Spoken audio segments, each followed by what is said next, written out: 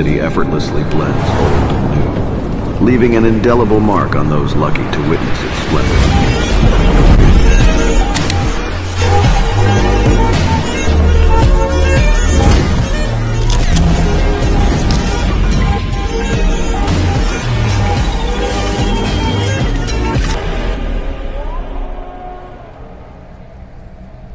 مقام سيدي بوحديد هي قصة تاريخية فيها جزء من الحقيقة وجزء من الفانتازم. سيدي بوحديد هو أصيله نتاعو مغربي.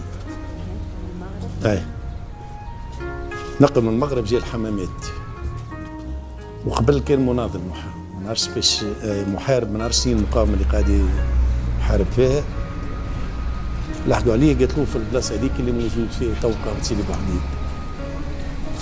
يقال عنه ان قال يمكن نموت حطوني في الصندوق وطيشوني في البحر، خلى وصيه.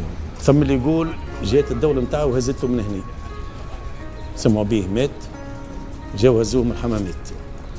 وثم اللي يقول المقاومه اللي قتلته هزوه. اللي مات فيها معناها عملوا له غاديك مقر خاص اللي هو معناها مسمى باسمه هو، مقام سيدي بوحديد. فهمتني؟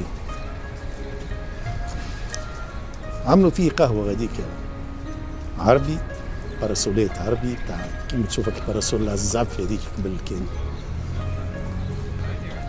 وجيو عملوا قهوتهم غاديك في قهوه سيدي بوحديد، تحلالهم القعده غاديك، حكم انه هو زاد معناها حتى اذا كان هو مش موجود غاديك، موجود المقر نتاعو وين مات في البلاصه هذيك. يعني عملوا قهوه غاديك تحليله من قاعده في قهوه سيدي بوحديد، رغم قلت لك انا معناها عندهم الكفاءه الكامله في دارهم، لا تقول لك نحب نعمل قهوه في قهوه سيدي بوحديد بحكم محبتها لك البلاصه هذيك. بعد ما قلت لك انا بحكم انه هو بمحبته للشخص هذايا عملوا قهوه غاديك مقر ليله هو خاص وسموه قهوه سيدي بوحديد باسمه هو. فهمتني؟ كما نحن نقولوا الثبوت هذاك موجود ثم فوق القبر نتاعو الصندوق هذاك لولي المقبره ولا القبه هذيك. فهمتني؟ ممكن موجود يمكن مش موجود. 60% انه موجود في البلاصه هذيك و60% انه تهز. معناها المعلومه الصحيحه اللي حكاوا لي عليها انه مش موجود غاديك، وثم اللي يقولوا تهز، ثم اللي يقولوا الدوله نتاعو هزته، ثم اللي يقول المافيا اللي قتلته هزوه، ثم اللي يقول نعم يعني رجعوه للمغرب. رجعوه للمغرب. هذا سيدي بوحديد اصل بنتي كتب طريقه من العراق. الروايه ان ابها هو انه قبل ان يتوفى اوصى بوصيته وقال عندما ادفن وضعوني في صندوق والقوا بي في البحر، والشاطئ الذي يقع عليه الصندوق يبنى لي فيه مقام.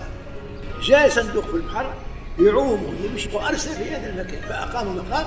والروايه انه عندما بداوا في اقامه شافوا الوصيه وقالوا وصيه عنده هو وبداوا يبنوا في المقام هذايا، بداوا بال يعني الجدران على مستوى متر او متر ونص الاساس، عملوا الاساس ورقدوا، قاموا في الصباح قاموا ببنوا، قاموا في الصباح خاو ببنوا. هذه الروايه الشعبيه. ايه في البريمة الايام كيف الريحة في البريمة ليلي